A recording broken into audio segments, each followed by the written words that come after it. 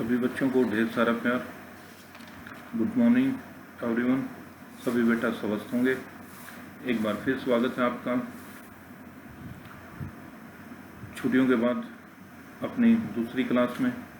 First class में हमने शुरू किया था शारीरिक शिक्षा पहला चैप्टर या शारीरिक शिक्षा की अवधारणा। ये अलग अलग बुक्स में अलग अलग वो था। जो हमारी दीपक बुक है उसमें शारीरिक शिक्षा की अवधारणा और जो हमारी स्टूडेंट की है उसमें है केवल शारीरिक शिक्षा। तो फर्स्ट क्वेश्चन हमने डिस्कस किया था शारीरिक शिक्षा के से क्या अभिप्राय है और इसके लक्ष्य और उद्देश्य के बारे में जानकारी दीजिए।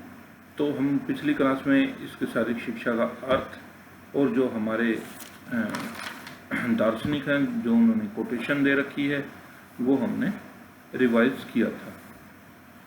तो आज करेंगे हम शारीरिक शिक्षा के लक्ष्य और उद्देश्य। इस क्वेश्चन को हमने दो पार्ट में डिवाइड किया था ताकि एक क्वेश्चन अच्छे से समझ में आ जाए और हम जो लॉन्ग क्वेश्चन है उनको दो पार्ट में कर लें आसानी से। तो अर्थ और कोटेशंस हमने फर्स्ट उसमें की थी और आज हम करेंगे इसके लक्ष्य और उद्देश्य। शारीरिक शिक्षा के मुख्य उद्देश्य निम्नलिखित हैं। 6 उद्देश्य बताए गए हैं इसमें बेटा। पहला है शारीरिक विकास, मानसिक विकास, सामाजिक विकास, नाड़ी संस्थान, पेशीय संस्थान, भावनात्मक विकास और स्वास्थ्य विकास। तो पहले हम डिस्कस करते हैं शारीरिक विकास। शारीरिक शिक्षा का मुख्य उद्देश्य विकास है। यह हमारे संस्थान जैसे रक्त संस्थान, श्वसन संस्थान, स्नायु संस्थान, मांसपेशीय संस्थान और पाचन प्रणाली इत्यादि का विकास करती है। या जो भी हमारे संस्थान हैं जो रक्त से रिलेशन है, जो सांस लेने से हैं, जो स्नायु हैं, मांसपेशियां हैं और हमारी पाचन प्रणाली है, उनके का विकास करती है। शारीरिक शिक्षा क्रियाओं से संबंधित है और जो हम क्रियाएं शारीरिक क्रियाएं करते हैं वो हमारे शरीर के विभिन्न संस्थानों पर प्रभाव करते हैं। यानी जो भी हम एक्सरसाइज करते हैं, जो फिजिकल वर्क करते हैं, वो किसको करती है? हमारे जो शरीर के विभिन्न संस्थान हैं उनको प्रभावित करती है। शारीरिक शिक्षा का मुख्य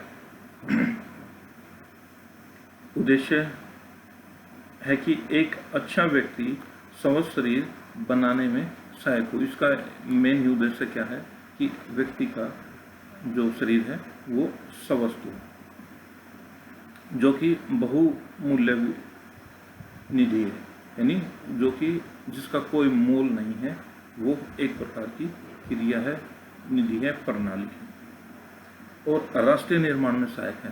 वो कैसे होगा? अगर स्वस्थ जिस देश के नागरिक होंगे तो वो अच्छे राष्ट्र का निर्माण करेगी। यदि हमारे संस्था स्वस्थ होंगे तो हम उचित कार्य भी करेंगे। यानी अगर हमारे शरीर स्वस्थ होगा तो कार्य भी हम अच्छे प्रकार से करेंगे, उचित करेंगे, अच्छा करेंगे। तो ये था हमारा शारीरिक विकास। सेकंड है मानसिक विकास। यह उद्देश्य व्यक्ति के मानसिक विकास से संबंधित है। यानी हमारे मस्तिष्क से है, जो हम सोचते हैं, जो हमारा माइंड कार्य करता है। शारीरिक शिक्षा के कार्यक्रमों में ऐसी क्रियाएं होनी चाहिए जो हमारे मस्तिष्क को जागरूक रहे, यानी हमारा मस्तिष्क तेज हो, ध्यान मगन बनाए, यानी हमारा ध्यान हो। अगर हम पढ़ाई कर रहे हैं तो पढ़ाई में ध्यान हो, खेल है तो खेल में ध्यान हो,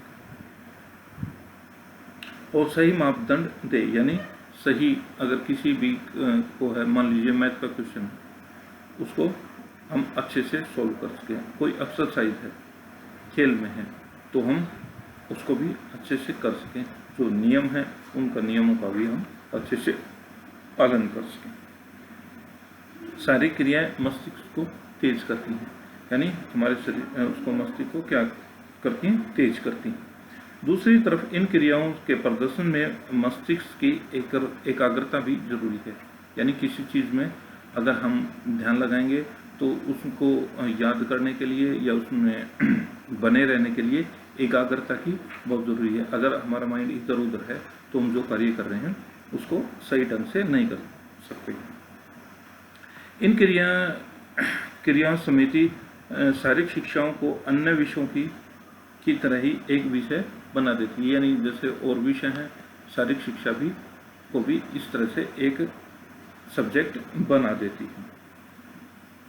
इसमें खेलने के नियम, मनोवैज्ञानिक शिक्षण, शरीर रचना, संतुलित आहार, स्वास्थ्य और रोग, व्यक्तित्व स्वास्थ्य आदि में आते हैं, यानी नियम आगे खेलने के, मनोविज्ञान आगे और शरीर की रचना के बारे में, संरचना के बारे में, संतुलित आहार के बारे में और रोगों के प्रति भी इसमें आ जाता है, अगर हमारा मानसिक रूप विकास अपना स्थान लिया है। यानी अगर मस्तिष्क हमारा सुचारू रूप से कार्य करता है, वो तेज है, तो हमें ये जो क्रियाएं दी गई हैं इनके बारे में पूरी जानकारी हो जाती है। अतः व्यक्ति निष्कर्ष निकलता है कि खेल के दौरान की गई कई प्रकार की स्थितियां आती हैं जिसमें खिलाड़ी स्वयं स्वतंत्र निर्णय ले सकता है। इस तरह इसका मस्तिष्क का विकास होता है। यानी खेल के दौरान कुछ ऐसी सिचुएशन आती हैं कि उसको जिस प्लानिंग के साथ वो गया है, तो सिचुएशन के अनुसार वो प्लानिंग भी चेंज करनी पड़ती है। तो ये कब होगा? जब उसका मस्तिष्क विकसित होगा, तेज होगा। तो ये था बेटा मानसिक विकास। अब है सामाजिक विकास। सामाजिक विकास में मुख्य उद्देश्य समाज के साथ जो भी गुण जुड़े हुए हैं, उसको एक अच्छा नागरिक होना चाहिए, जो कि उसके जीवन में अच्छे समायोजन भी जरूरी है। यानी जो समाज में रहने के लिए नियम हो वो भी जरूरी है। शारीरिक शिक्षा का कार्यक्रम इन गुणों को बढ़ाने के लिए जरूरी है। शारीरिक शिक्षा का कार्यक्रम इन गुणों को बढ़ाने के लिए कई रास्ते बनाता है।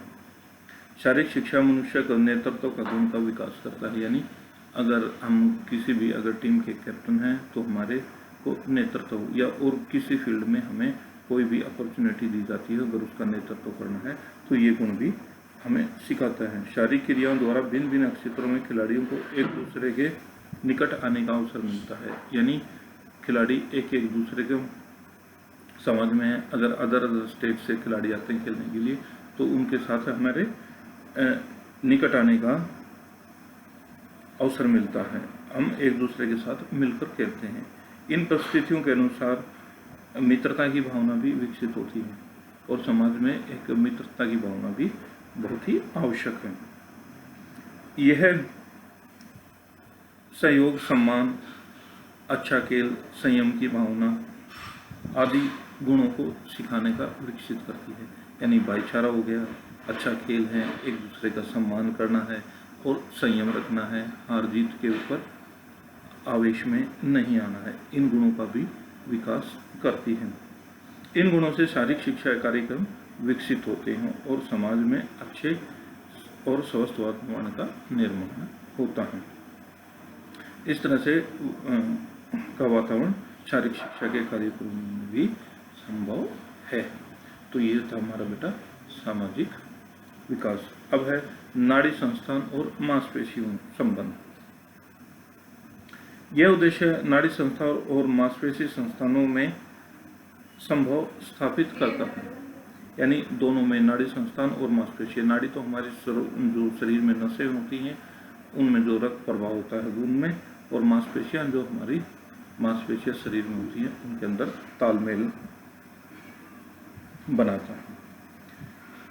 खेलों के विभिन्न स्थितियों में हमारा नाड़ी संस्थान और मांसपेशी संस्थान का विकास होता है। इनमें जो हम शारीरिक क्रियाएं करते हैं तो हमारे इन दोनों संस्थानों का विकास होता है।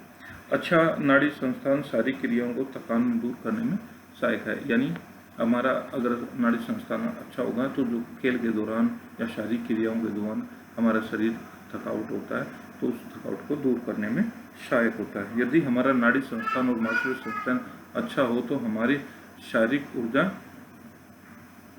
का उचित प्रयोग होता है। यानी दोनों में अच्छा तालमेल हो तो जो हमारे शरीर की ऊर्जा है उसका जो प्रयोग है वो अच्छे से हो सकता है, उचित तरीके से हो सकता है।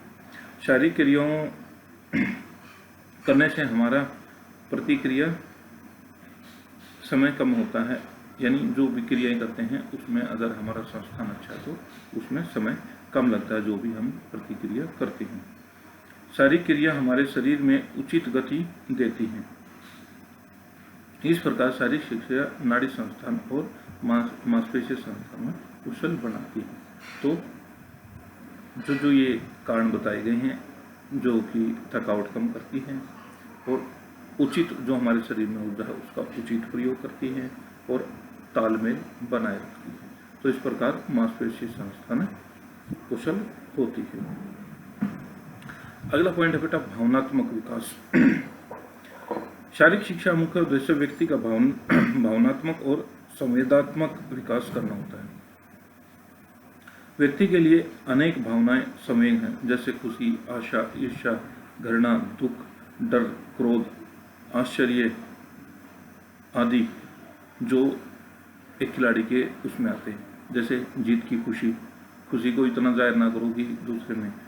आशा, किसी चीज़ की आशा, हम कोई मैच खेल रहे हैं, हमें जीत की आशा है और वो पूरी ना हो। ईर्ष्या, किसी दूसरे खिलाड़ी से या दूसरी टीम से ईर्ष्या ना हो। घृणा भी, ईर्ष्या और घृणा एक ही है। डर, किसी प्रकार का डर नहीं होना चाहिए। दुख, अगर हार जाने हैं तो उसका इतना दुख ना माने कि आगे। क्रोध, आश्चर्य, आश्चर्य ऐसा होता है कि कभी कभी हम हारते हारते भी जीत जाते हैं, तो ये भी एक तरह का आश्चर्य आ जाता है। तो इन सभी को अपने जीवन में तालमेल करना, यानी इनको अपने जीवन में उन्हीं के अनुसार डालने में। दुख है तो थोड़ी देर के लिए, खुशी है तो थोड़ी देर के लिए, ईर्ष्या है तो वो भी भावनात्मक है, क्रोध भी नहीं होना चाहिए। तो शारीरिक शिक्षा का कार्यक्रम इन संवेगों को विकसित भी करता है। इस प्रकार ऊपर नियंत्रण करना सीख जाते हैं, उनके ऊपर हम अपना नियंत्रण करना सीख जाते हैं और शारीरिक शिक्षा कार्यक्रमों में भाग लेने से व्यक्ति की भावनात्मक पर नियंत्रण होने लगता है, यानी वो नियंत्रण कर लेता है। लास्ट और आखिरी पॉइंट है बेटा स्वास्थ्य का विकास। शारीरिक शिक्षा का उद्देश्य व्यक्ति के स्वास्थ्य का विकास करना है। यह व्यक्ति की स्वास्थ्य संबंधी आदतें विकसित होती हैं। संक्रामक रोगों से बचाव की शिक्षा मिलती है, यानी रोगों से जो भी हैं उनसे भी हमें शिक्षा मिलती है। मनोरंजन के लिए अनेक कार्यक्रम होते हैं। आधुनिक युग में शारीरिक शिक्षा के कार्यक्रम चिंता, दबाव और तनाव की काफ़ी सीमा तक कम करते हैं ताकि व्यक्ति के स्वास्थ्य को उन्नत किया जा सके। तो बेटा हमारा ये चैप्टर चैप्टर के गया क्वेश्चन पहला कंप्लीट हो गया है। शारीरिक शिक्षा के से क्या अभिप्राय है, लक्ष्य और उद्देश्य। अगर किसी भी बच्चे को कोई प्रॉब्लम है तो मेरे से डिस्कस कर सकता है। जिन बच्चों ने, मैं दोबारा से ये फिर PDF भेज रहा हूँ व्हाट्सएप पे, जिन बच्चों ने फिर प्रिपेयर नहीं किया है, कल भी मैंने बताया था जो रिजल्ट का वेट कर रहे हैं या अगर वो कोई प्रॉब्लम थी जिनको, वो वेट ना करें और दोबारा से इनको अपनी कॉपी पर, फेयर कॉपी पर अपना जो कार्य है उसको पूरा कर लें। अगर किसी को प्रॉब्लम है तो मेरे पर्सनल नंबर या व्हाट्सएप पर डिस्कस कर सकता है। तो मिलते हैं कल अगले पर्सन में, पर्सन 2, शारीरिक शिक्षा के सिद्धांतों का वर्णन कीजिए। तब तक के लिए मिलते हैं। घर रहो, पढ़ो और स्वस्थ रहो।